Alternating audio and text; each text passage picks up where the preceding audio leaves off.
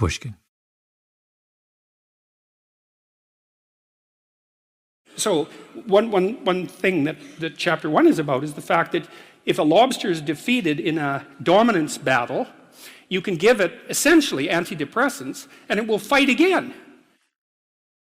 There's a Canadian, like me, my age almost exactly, who teaches my favorite subject, psychology, at my alma mater, the University of Toronto. His name is Jordan Peterson. If you want to understand a complex nervous system, it's a good idea to understand a simple one first and then sort of elaborate upwards. And it turns out that serotonin governs status, emotional regulation, and posture in lobsters, just like it does in human beings. And so that just blew me away. He wrote a very provocative self-help book called 12 Rules for Life. Rule number 1, stand up straight with your shoulders back. Rule number 2, treat yourself like someone you are responsible for helping. Rule number 12, pat a cat when you encounter one on the street. Peterson's book was a sensation, and soon all kinds of other people were doing 12 rules. Like the economist Tyler Cowen, whose blog Marginal Revolution is the first thing I read every morning. I particularly like Cowen's rule number 7. Learn how to learn from those who offend you. Every time you turn a corner, 12 rules. The columnist Megan McArdle, rule number 3. Always order one extra dish at a restaurant, an unfamiliar one. You might like it, which would be splendid. If you don't like it, all you lost was a couple of bucks. The exercise of curiosity requires a risk, a sacrifice, a commitment. I love that. Also, McArdle's rule number 12. Always make more dinner rolls than you think you can eat. For some reason, dinner rolls loom much larger in our imaginations than in our stomachs. Whoa, Megan McArdle makes her own dinner rolls. Everybody's doing 12 rules. Wait, I'm jealous. My name is Malcolm Gladwell. You're listening to Revisionist History, my podcast about things overlooked and misunderstood. This episode is about Malcolm Gladwell's 12 Rules for Living, my guiding principles, my wisdom distilled. Except, I thought about this for like a month, and I realized I don't have 12 rules. I just don't. I mean, I have rules, like the fact that I only drink 5 liquids, ever. Water, tea, red wine, espresso, and milk in some combination. But that's not a rule for living. It's just pointlessly provocative self-denial, the least attractive part of my personality. If you want a cocktail, you should have a cocktail. I only have one rule. Pull the goalie.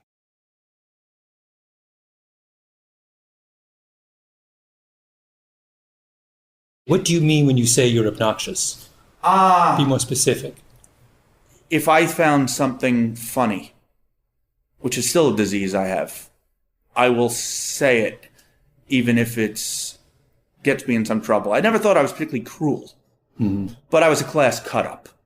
My one rule for living came to me from the work of 2 people, Cliff Asness and Aaron Brown, both philosophers of a sort, and friends. This is Clifford Asness. He's in his mid-50s, bald, goatee, grew up middle-class Jewish in Long Island.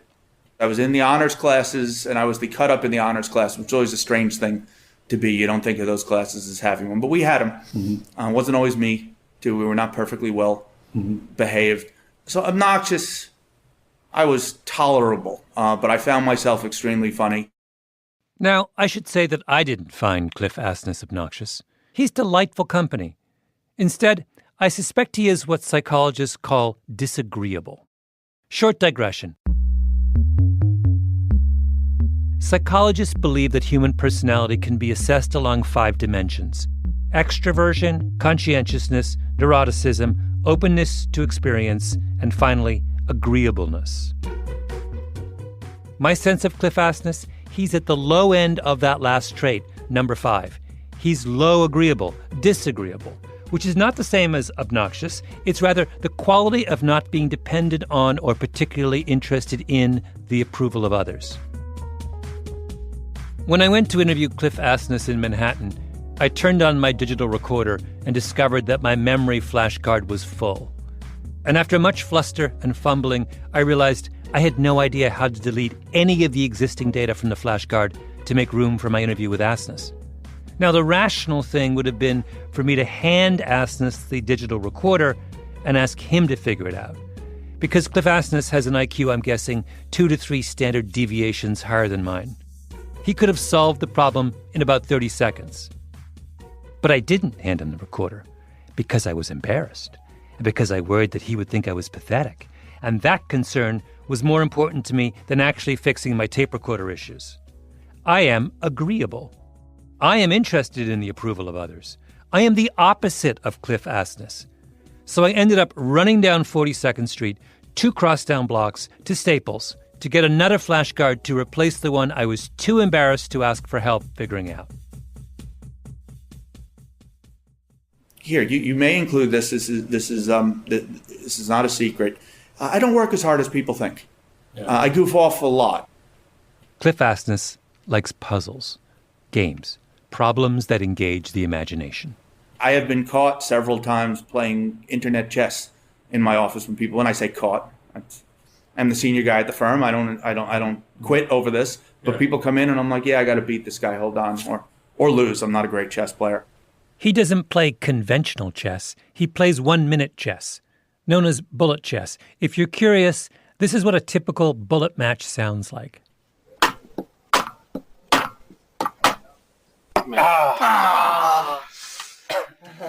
It's like Einstein playing ping pong. By the way, when Asness says, I'm the senior guy at the firm, he's referring to the fact that he heads a company called AQR Capital, Applied Quantitative Research, a hedge fund with $225 billion under management. Which brings me to philosopher number 2, the second architect of the Pull the Goalie principle, Cliff Asness's friend, Aaron Brown. If we were to create a disagreeableness scale where 0 is like a golden retriever and 10 is Mr. Spock, Cliff Asness would be a solid 7. Aaron Brown is an 8, maybe even an 8.5. Brown is a member of the tribe of mathematically minded finance guys known as quants. The Wall Street quants used to gather after work at the Odeon restaurant in downtown Manhattan to talk about Gaussian probability in the bond market. Yeah, so there's different definitions of quant. So remember, quant is an insult invented in the mid-90s that became adopted as a, point of pride. Aaron Brown is a big guy, beard, impassive demeanor. When I met him, I was reminded of my favorite joke about engineers. The optimist sees the glass as half full. The pessimist sees the glass as half empty. The engineer wonders why the glass is twice as large as it needs to be. Brown grew up in Seattle. His mom had a master's in chemistry. His dad had a PhD in physics. Did a lot of unconventional work for the Air Force. Like the time he inherited a strange contraption. The Air Force had given this guy like $2 million over 10 years to build some machine. And they didn't know what it was supposed to do, but they knew he was really smart. And then he killed himself. And so the Air Force said, is there anybody who wants this machine who can figure out what it does and fix it? And my dad said, sure, I'll take it. And he had it in our basement. A tortured genius builds a sinister contraption with millions of dollars of secret Pentagon money. The man mysteriously commits suicide. The Air Force says, who wants the machine? Aaron Brown's dad says, over here, over here. He puts it in his basement and says to his teenage son, Aaron, hey, take a look if you want, like it's a box of Legos. This is how you raise a child to be an 8.5. What was the machine? It was just this huge machine. I stared at that thing for hours and hours. I couldn't have tubes and wires and this and that. And you turned it on and it did kind of, lights would light up and do interesting things, but we never figured out what it was intended to do. His notes were indecipherable and he burned some of them. So either he was the guy who invented like the universal wonder machine and whatever, or he was just some crazy guy who liked to put wires together. Maybe it was what's the thing from that movie from Back to the Future, the flux capacitor? Yeah, the flux capacitor, yes. Yes, that's right. Yeah, maybe he teleported himself to some other civilization or something. When Aaron Brown was a teenager, Seattle was in the midst of a deep recession. All around him, people are losing their jobs. He decides he needs a marketable skill. He teaches himself poker and finds a big money game in the basement of a local tavern. And I figured out two really important things. I was much better than these guys. I could easily win money consistently. And they let me win it and walk out with it. You know, kid comes in, plays, walks out. So that's like epiphany for me. That says, okay. You're how old? 14. But I was a shy kid. This took every ounce of courage I possessed to walk in there. You know, there are people who could have done this and it wouldn't have been a big deal. But for me, it was like the most traumatic event in my life. But when I walked out, I said, okay, I never have to worry about getting a meal, you know, having a place to stay because you can always find a poker game. Did you pay your way through Harvard with poker? Yes. Aaron Brown ends up on Wall Street, then goes to work for Cliff Asness at AQR Capital. Of course. A match made in heaven. Do you guys think the same way? Do you have differences in the way you approach problems? Well, the massive difference and the reason he has billions of dollars and I have a comfortable living, he cares far more. He gets literally physically angry when things don't work and they lose money. I'd rather work on an interesting problem than a profitable problem. Now, what do these two do, aside from making money, of course? They do thought experiments. Write them up and post them online on something called SSRN, the Social Science Research Network. In my opinion, the greatest website on the internet. It's a place where anyone can post any kind of paper or research or argument, and every article posted is then ranked according to its popularity. As I'm writing this, there are 798,745 papers on SSRN. I don't know if you remember, back at the beginning of this season, an episode called Divide and Conquer. I talked about my love of law review articles. Well, where do you think I read law review articles? Not in law reviews. Are you kidding? Why would I wait 2 years for some dusty publication to put something out? I read them on SSRN because that's where everyone posts their articles the minute they finish. In Manhattan, for years, the most important source of gossip was page 6 of the New York Post. SSRN is page 6 for dorks. So, not long ago, I'm on SSRN, poking around, and lo and behold, what is the number one ranked paper at the time? Pulling the Goalie, Hockey and Investment Implications by Clifford Asness and Aaron Brown. I thought I didn't have any rules for living. I was wrong. Pulling the goaltender, down 3. So really giving a big advantage on the power play with possession firmly established. Here's the issue. You're playing hockey, your team is down by 1 goal late in the game. The coach of the losing team typically removes his own goalie and substitutes in an extra attacker. So instead of having 5 offensive players and a goalie guarding the net, he now has 6 offensive players and no one guarding his net. Throws it down into the open net. That'll make him pay for it. A shorthanded goal. It's a trade-off. Pulling your goalie makes it easier for the other team to score and put the game even further out of reach. But at the same time, your extra attacker increases your chances of scoring a goal and tying the game. Now, if you watch hockey, you know that coaches typically pull the goalie with a minute or a minute and a half left in the game. But that's just hockey tradition. It's not based on data. When exactly should you pull the goalie? Tell me the genesis of this paper that I love so much. Okay. Well, Cliff and I talk a lot about sort of quant sports stuff. And I have always been talking to him about decisions that coaches make that are mathematically indefensible, but are, make sense from the coach's motivation. And specifically, we were talking about Seattle Seahawks, 2014 Super Bowl, New England Patriots. They got the ball on the 1 yard line, second down, 26 seconds to go. Now second and goal, Russell Wilson, what are you doing? He gets picked off by the undrafted rookie free agent from Western Alabama, Malcolm Butler, who preserves the victory. And it will leave everybody asking, why in the world with Marshawn in the backfield did the Seahawks throw the football? 21 reasons. At this point, Brown goes on a tangent for maybe 15 minutes about that particular play, which has gone down in Super Bowl lore as one of the worst coaching decisions in the history of football. But Brown convinces me that, in fact, it was the right call, the rational call, and I would explain his logic to you, except that we have much bigger fish to fry. Anyway, talk turns to pulling the goalie in hockey, and Cliff says to Aaron, "Oh, I've done some work on this already." It's probably 6-7 years ago, 5-6 years ago. I wrote this model in Excel out of pure personal interest. I thought I had a neat way to think about the problem. And essentially, it's really hard to think about with 5 minutes left. But with 10 seconds left, it's really easy to think about. Cliff shared his calculations with Aaron Brown. Aaron made them better and built a beautiful computer model. And their conclusion was, a team down by 1 goal should pull its goalie with 5 minutes and 40 seconds left in the game. And a team down by 2 goals should pull its goalie with 11 minutes and 40 seconds left. 11 minutes and 40 seconds with an undefended goal. No one in all of hockey pulls their goalie with that much time left. If a coach did that in a playoff game with real stakes involved, the entire arena would probably go up in smoke.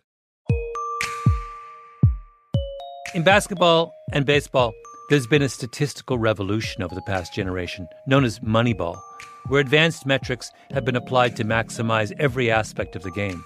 Hockey is a step behind, with the exception of my beloved Toronto Maple Leafs, who have a genuine quant as their leader. This is a sport where players pick fights with each other in full knowledge of the fact that the penalty for their transgressions will materially diminish their team's chances of winning. Baseball is quantum theory. Hockey is the grown-up professional version of Red Rover, let Wayne Gretzky come over. Hockey coaches are not looking for strategic tips on SSRN. So what do? They keep their goalie in place until the very last minute, defending the goal. And why do they keep doing that? Because anything else would be impossibly disagreeable. Imagine, you're a coach of a hockey team down 3-1 with 11 minutes and 40 seconds left in the game. You pull your goalie. The other team scores, so now it's 4-1 with half of the final period left. And now your fans think that you've robbed them of what might have been a reasonably interesting game. They'll hate you. And so will your players, because it's an awful lot more humiliating to lose a lopsided game than a close one. The Cliff and Aaron strategy may be, again, in our geeky sense, optimal, but it doesn't provide the optimal or the maximum amount of entertainment. It is very high probability you create a laugher, where you get down by 3, down by 4, and of course, if you follow Cliff and Aaron's cold Vulcan model, you never put the goalie back in. You're still an infinitesimal chance you will tie it, and you lose 14-0, and it's embarrassing and maybe entertainment in a sideshow kind of way, but it's not what they want. Who would try this or anything like it? Not anyone who has any normal human expectation of being liked and applauded. But do Cliff and Aaron need to be liked and applauded? No, they don't.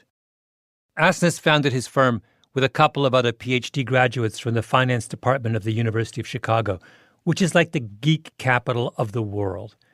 And his basic hiring philosophy ever since has been to hire more PhDs, disagreeable quants just like him. He's now up to 73 PhDs.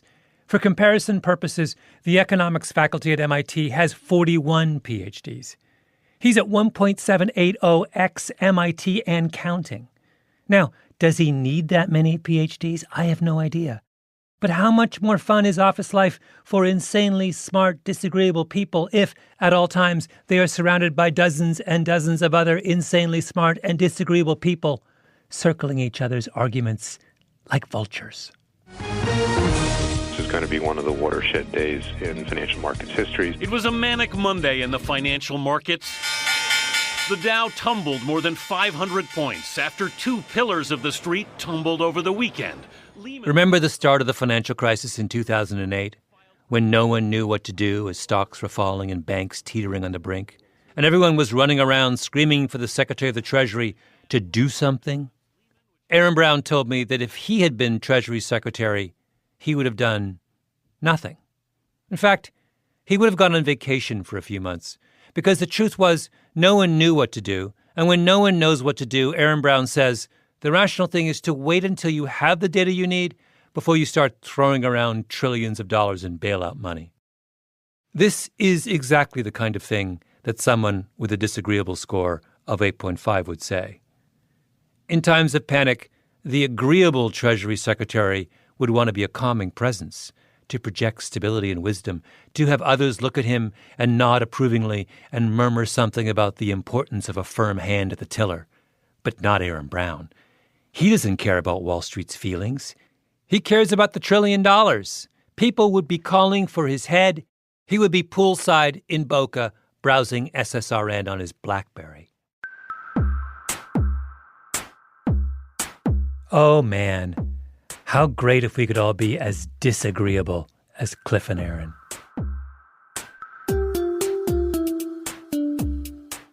Suppose you were, let me give you a hypothetical scenario.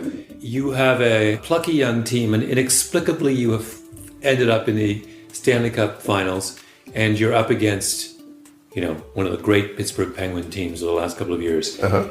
Would you consider pulling the goalie to start the game? I would love to do it. Now I'd have to do the math. Do the math. Always. We'll be right back.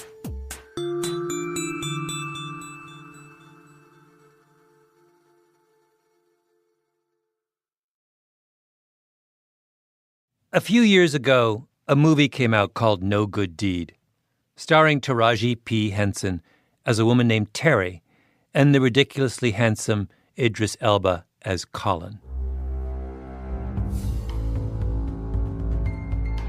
No Good Deed is a home invasion movie, and home invasion movies are of a piece with pulling the goalie. They are meditations on disagreeableness. Not to get pretentious, but both goalie pulling and the home invasion genre are versions of the canonical story of God commanding Abraham to kill his son Isaac. Soren Kierkegaard wrote about it in Fear and Trembling. God commands Abraham to sacrifice his son Isaac to demonstrate his loyalty. And the rational thing is for Abraham to obey God, because if God is all-powerful, then Abraham's future and the future of his family depend on being in God's good graces. But how can he look his son in the eye and then kill him? It's a disagreeableness test. How much will you let the thought of what others think of you and what you think of yourself get in the way of doing what is right in the eyes of God? On the one side is fear, on the other, trembling. This is exactly what goes on in home invasion movies. Absolutely. That's Amy Lagos, who wrote No Good Deed. To me, that's at the core of why these movies are interesting to people, why the home invasion genre, it's an actual genre at this point, why it persists. I called Lagos up after the Revisionist History research team determined that No Good Deed was the most perfectly Kierkegaardian of all home invasion movies. It puts you in these incredibly morally ambiguous situations where the audience can see the direct path to success. So here's the premise of No Good Deed. It's late on a Friday night, raining hard. Terry is at home with her two small children. Hey, girl. Okay, finish cutting that. The doorbell rings. Plate and then come over here and eat, okay? It's Idris Elba.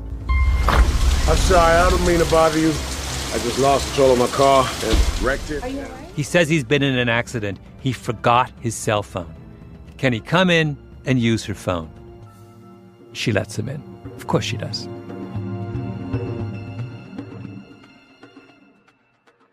He kind of has to be insanely handsome. Yes.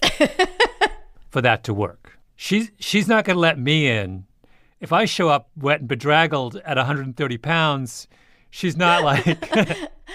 I don't know. I mean, I think maybe she would. I think ultimately, yes. I think his insane good looks are a huge part of that, and another big part of her character. She's sort of been primed for this moment in her life leading up to this moment, right? She's feeling unseen. She's feeling unsatisfied in her marriage. She's feeling neglected. This handsome stranger shows up and compromises her instincts, on some level because he's so handsome. It's awkward at first, but he's super charming. They flirt a little, waiting for the tow truck to come.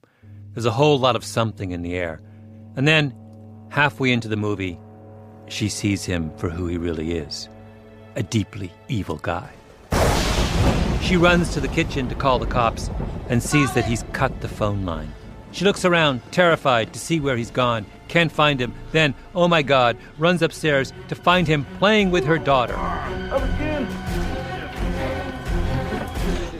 Do it again. Again? All right, let's do it. Let's go. And up touch the sky. Whoa.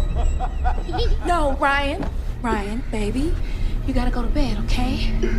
Please. Ryan and I just having some fun, that's all, aren't we, Ryan? No. Ryan, come on, bugaboo. It's past your bedtime, sweetie. Amy Lagos says she went to see No Good Deed on opening night at a theater in Baldwin Hills in Los Angeles. It was a really rousing. I mean, there were lines out the door to get in, and the place was packed, and people were screaming and shouting at the screen, and it was... Wait, what point? Do you remember what point they're screaming? After they get back to the house where Colin's ex is murdered, I don't think I could hear a word for the rest of the film from then on. It was just people screaming at her what she should do. Wait, and did they have... Well, I mean, what were the range of things they were suggesting? Were they saying to her, run? Yeah, kill him. It was everything from like, run, get out of there, to kill him, to like just everybody had their answer of what she should do next. And they were 100% sure that's what she should do. Exactly. What should Terry do? She's a baby and a 4-year-old. A psychopath is threatening her children. At one point, she grabs a fire extinguisher and hits him over the head, and he tumbles down the stairs. But he's Idris Elba. He gets back up. Later, Idris herds them all into her car, and they drive to another house. On the way, they get pulled over by a cop. He's suspicious, but Idris reaches into the back seat and takes her baby into his arms. So Terry can't tell the officer she's in trouble, can she? What should she do? I felt like I needed high-level assistance. Someone who could put the home invasion dilemma into broader context. So I called up Sam Harris, author, podcaster, neuroscientist, the kind of person who would publish his own 12 rules, or, if pressed, maybe even 24.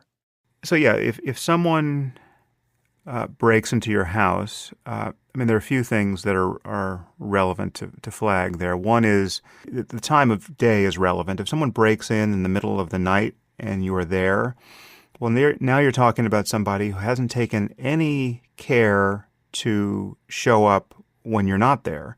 And the kind of person who does this is the kind of person who either doesn't care to find a person in the house that he's breaking into, or finding a person there is part of the fun, right? And so this selects for the scariest kind of criminal. That would be Idris Elba in No Good Deed. You can't assume that this person has any ethics that you can interact with profitably by bargaining, by pleading your case, that's not who's coming through the window, in all likelihood. Halfway through my interview with Sam Harris, I began mentally calculating his score on the disagreeableness index. I'm thinking 9.5. And I must admit this is highly counterintuitive and perhaps impossible to act on. But just think this through. Sam Harris says you have only one option. When Idris Elba is upstairs playing with your kids, that's your opportunity. Run! Everything in us recoils at the idea of doing that, except it does change the situation in a surprising way. One, it introduces significant uncertainty in the mind of your attacker, because now he knows the clock is ticking. You'll be summoning help in a matter of moments or minutes at the longest, and then we'll discover just what sort of attacker this person is. We'll discover just what sort of attacker this person is. Now, if your concern is that he's going to kill your child because you didn't follow instructions, well, then very likely this is the sort of person who is going to kill your child anyway, right? And kill you as well. It's late in the third period. You're Taraji Henson. You're losing. Down by a goal to a psychopath. Now, running away carries a huge social cost and a real risk of an even more disastrous outcome. But at the same time, it increases your chances of winning from 0 to something slightly greater than 0. Pull the goalie. That is a totally rational option and may in fact be the only rational option. But it's impossible, isn't it? You've got to be disagreeable level 8 or 9 to pull that off. I mean, imagine how you will look to your child or to your wife or to anyone else who's, terrified and looking in your direction for help if you just bolt from the house at that moment. It's only when you come with the cavalry and rescue everyone that, you seem like you were, wise and responsible. But in those moments, it just seems like a total failure and, may in fact feel like a failure. I know that sounds crazy. I thought, he can't be right. But he is right. The job of a parent being held hostage by Idris Elba is not to win a parental popularity contest. It is to maximize their child's chances of survival. I try to convince Amy Lagos of this. Amy Lagos, herself the mother of 2 small children. Wish me luck. She should run. Without her children? Like she should just... Well, this is what I want to get... This is totally what I want to talk about. Let's think about this rationally. What's he going to do to the kids when she's not there? Right? Right. Is there any... Right? I mean, the only reason to mess with her kids is to get leverage over her. Well, not necessarily. But if she's not she there, doesn't know what his motivation is. Right? I mean... Oh, you mean he just could be just a psychopath. Standard issue. Yeah. Psychopath. I mean, I'm telling you, if I'm in my house and I realize that there is a psychopath in my house, I am not leaving my kids. Like you could burn the house down and I would stay with the kids. No, no, no. The fact that he's a psychopath is exactly why you should leave your children behind. It's your only chance to save them, Amy. Run, for the love of God. Rule number 1 for living. Pull the goalie.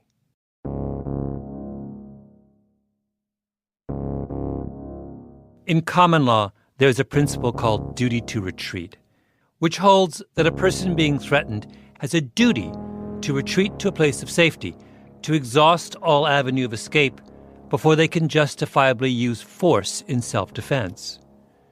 In the past several years, though, about half of American states have passed stand-your-ground laws. Now, what's a stand-your-ground law? It's a law that effectively repeals duty to retreat.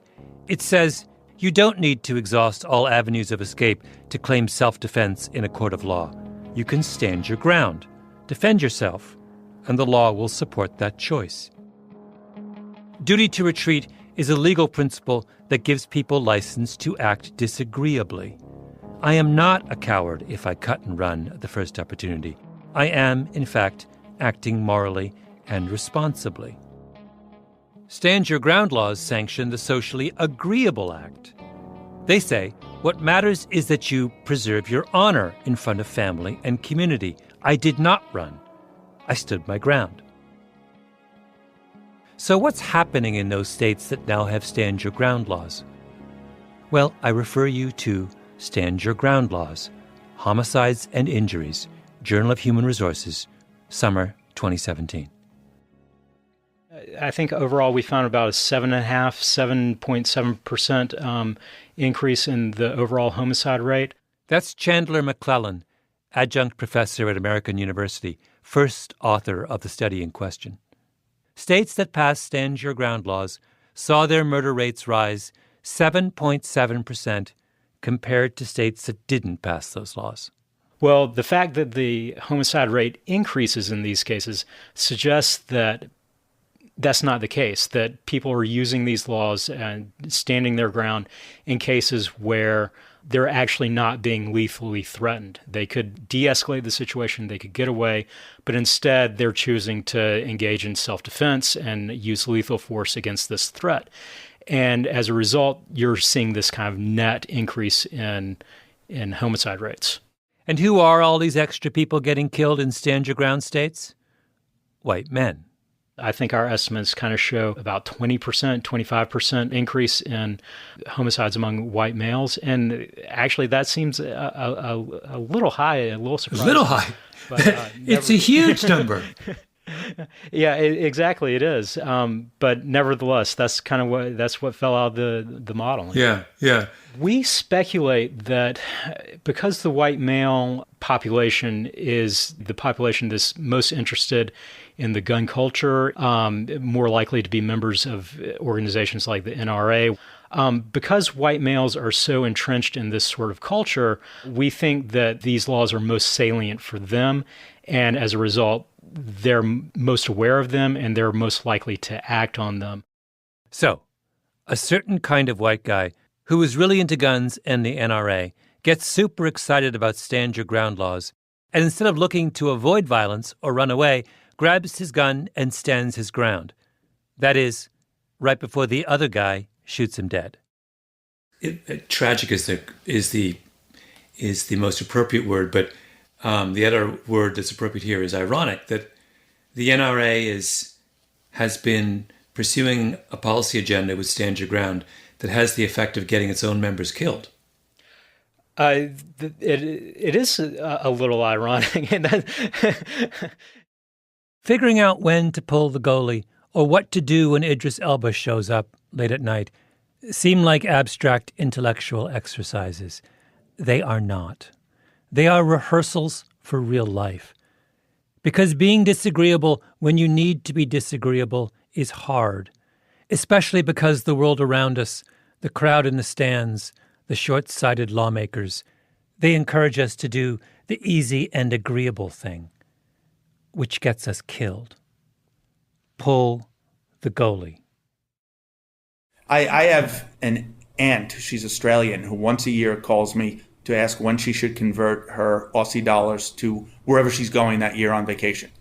For about 10 years, I explained, Aunt Cynthia, we do have views on currencies, but they're micro views. They're 51% chance of being right, let alone on a given day. So I'm loath to give this to you. And she'd always act like I knew the answer, I just refused to tell her. Year after year, his Australian aunt called, and Cliff refused to help her. Then, one day, Cliff Asness realized he didn't have to always be disagreeable. She'd say, when should I convert my Aussie dollars to Japanese yen? And I'd go, not this, but next Thursday. And everyone was happy. Uh-huh. I was lauded for giving her the truth. Yeah. She was happy because she really feels she knows what she's doing. She never checks before or after. And I did not harm her one drop because nobody knows what day to do it. And she was always going to do it on some arbitrary day. I just picked the arbitrary day. Yeah. So there's a case of maybe it's suboptimal, but I picked a high EQ, if not IQ, solution. Well, you were protecting your reputation as opposed to her. I was just making my aunt not mad at me. He could be Cliff Asness, puller of goalies. He could also be Cliff Asness, dutiful nephew. Malcolm Gladwell's first rule for living: pull the goalie, but be wise enough to know that disagreeableness is not a matter of temperament. It is a choice. By the way, I love that you take calls from your aunt about currency. And what did he say next? Anyone who's successful who won't take calls from their crazy aunt is no friend of mine. Malcolm Gladwell's second rule for living: 2 down, 10 to go.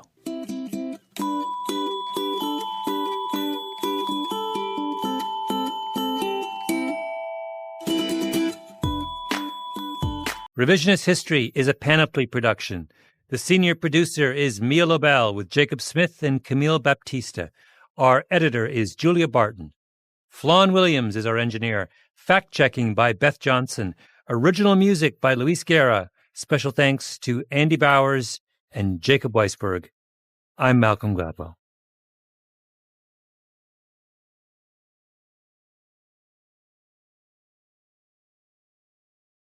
What makes you a good poker player? Two things. There's just the basic math and theory, which I won't say anybody can learn, but if you're a quant, you can learn it. But the real thing that sets you apart is something I think you have to do. By traditional wisdom, you have to learn this in your teens while your brain is still forming, and you have to do it under intense sleep deprivation. So we do these 72-hour sessions with maybe a few power naps in between, and you're pushing every cent you have in the world, sometimes more than every cent you have in the world, in the middle of the pot. And that develops certain mental abilities that, the way I think about it is, I think you manage to harness the processing power of your unconscious brain so that you're not staring at people on the table and sort of, enumerating tells, gee, that person, moved his chips. Your unconscious brain is so much better at noticing what people do, kind of like Blink, You just look at somebody and you don't know he holds the ace and jack, it doesn't tell you that, but it says this guy is afraid to lose, or this guy is afraid of being bluffed. And it tells you what they're going to do if you do something. So it tells you when you can push and they're going to fold, or when you can draw them in and they're going to go high. This outtake goes on for a long time. If that bothers you, I don't care anymore. It is a curse. I would never recommend to somebody do it. Yes, you can make money from it, but it strips away a lot of illusions, right? It's a lot more pleasant in life to believe that there are things like love and friendship and honor. Once you ruthlessly strip all that away and just look very objectively how people act, this is probably something that psychopaths do, the world's a bleak place. So it's kind of a dangerous road to go down. Do you feel like you went down that road? Yeah. How did it affect your life? What it meant is that you're bleak. You're just kind of, you don't really trust anybody. You in a sense, you trust them. You know what they're going to do. And because you know what they're going to do, it just, I guess it almost makes you treat them like robots. Mm-hmm. That you can predict what they're going to do. You know their program. And therefore, you can't really trust that there's love and friendship and honor or anything like that. So that's one of the reasons to move to finance. I actually moved from poker to sports betting and then to finance.